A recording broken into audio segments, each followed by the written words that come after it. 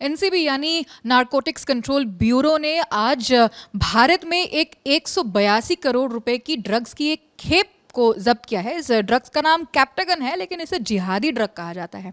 इसे जिहादी ड्रग क्यों कहा जाता है, ये कब एग्जिस्टेंस में आई, क्यों यूज़ होती है, ये तमाम जानकारी देंगी हमारी साथी प्रगति। पहले तो आप ये बताइए कि ये सूचना हमें मिली कैसे और इसके बारे में पता कैसे चला? जी आकांक्षा, आज यानी शनिवार 16 मई के दिन केंद्रीय गृह मंत्री अमित शाह ने सोशल मीडिया प्लेटफॉर्म एक्स पर एक पोस्ट शेयर की, जिसमें उन्होंने एनसीबी के ऑपरेशन रेजपिल के बारे में जानकारी दी। और उन्होंने एक लंबा चौड़ा पोस्ट शेयर किया है अंग्रेज़ी में, जिसे मैं हिंदी में बता देती हूँ। उन्होंने अपने पोस्ट में आकांक्षा बताया कि मोदी सरकार नशा मुक्त अभियान के लिए संकल्पित है।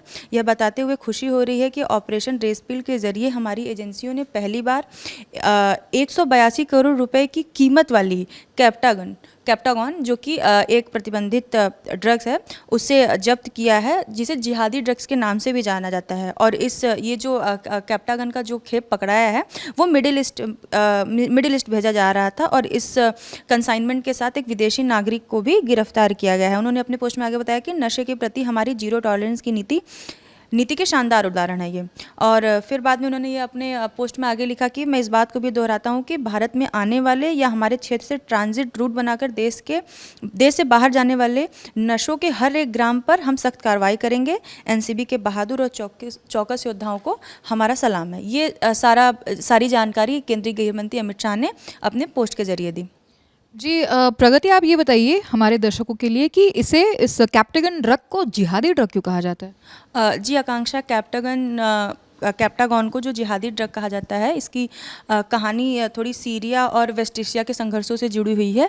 और इसे लेकर इंडियन एक्सप्रेस अखबार ने एक रिपोर्ट छापी है, जिसमें उन्होंने बताया कि जब सीरिया में गृह युद्ध शुरू हुआ और वेस्ट एशिया में जब संघर्ष शुरू हो गए, तो आतंकवादी संगठन जैसे ISI ये अपने लड़ाकों के लिए इस कैप्टागॉन का इस्तेमाल करते थे। मतलब इसके सेवन से जब उनके लड़ाके इसका सेवन करते थे, तो वो कई दिनों तक बिना खाए, बिना सोए, बिना डरे और बिना थके, यानी वो निर्भीक होकर कई दिनों तक लड़ाई कर सकते थे। और उन्हें भूख या नींद की भी समस्या नहीं होती थी। इसके लिए वो उसका इस्तेमाल करते थे, जिसके लिए बाद में इसको जिहादी ड्रग कहा जाने लगा। आकांक्षा, इजराइल का एक अखबार है हारेज, उसने भी एक रिपोर्ट छापी है। उसमें उन्होंने बताया था कि 7 अक्टूबर 2023 को जब हमास के मिलिटेंट्स ने इजराइल पर हमला किया था, तो उस समय भी उन्होंने इस कैप्टागॉन ड्रग्स का सेवन किया था। और इसको बता दें कि इसे गरीबों का सस्ता कोकेन भी कहा जाता है, क्योंकि ये कोकेन की जो कीमत होती है उसे बहुत ही कीमत में मिल जाती है। हालांकि ये प्रतिबंधित है, लेकिन कुछ जगहों पर आज भी ये मिल जाता है आसानी से। जी, अभी ये बताइए कि ये जो ड्रग है ये कब इट केम इनटू एग्जिस्टेंस, ये कब शुरू हुआ था और क्यों शुरू हुआ था? जी, तो इंडियन एक्सप्रेस की रिपोर्ट में ये भी बताया गया था कि मतलब इस ड्रग्स की जो एग्जिस्टेंस शुरू हुई वो 1960 के दशक की है। कि 1960 के दशक में इस ड्रग्स को फेनिथाइलिन ब्रांड नाम से ADHD यानी attention deficit hyper activity disorder और नार्कोलेप्सी, ये दोनों भी मतलब एक बीमारी तो नींद से जुड़ी हुई है, और ADHD जो है वो मस्तिष्क से जुड़ी हुई एक न्यूरो डेवलपमेंट से जुड़ी हुई समस्या है। उसके इलाज के लिए बनाया गया था। यानी इन दो बीमारियों से जो ग्रसित लोग होंगे या जो बीमार लोग होंगे, उनके इलाज में इस दवा का इस्तेमाल किया जा रहा था, जिससे उन्हें शायद फ़ायदा भी हो रहा था। लेकिन कुछ समय के बाद कुछ लोगों ने इसका गलत इस्तेमाल करना शुरू कर दिया, यानी नशे के तौर पे। और वो इतना इसे नशा के तौर पे इस्तेमाल करने लगे कि उस चीज़ के आदी हो गए, जिसके लिए फिर इसको इंटरनेशनल लेवल पे फिर बैन कर दिया गया। और जो यूनाइटेड नेशंस है उसने अपने शेड्यूल 2 में भी डाल दिया और इसको बैन कर दिया प्रॉपर्ली।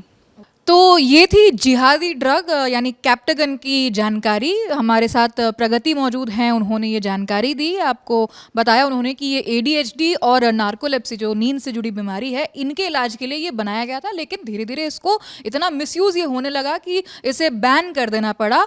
और अभी ताज़ा खबर यही है कि भारत के NCB ने इसकी एक बड़ी खेप को पकड़ा जो 182 करोड़ रुपए का है। इसके बारे में अमित शाह ने भी शाबाशी दी NCB को। इस खबर में इतना ही। जो भी अपडेट्स आएंगे हम आप तक पहुंचाते रहेंगे। मेरे साथ प्रगति पांडे है, मैं हूं आकांक्षा गोगोई, कैमरे के पीछे राशिद है। आप देखते रहिए दिल ललन टॉप। शुक्रिया।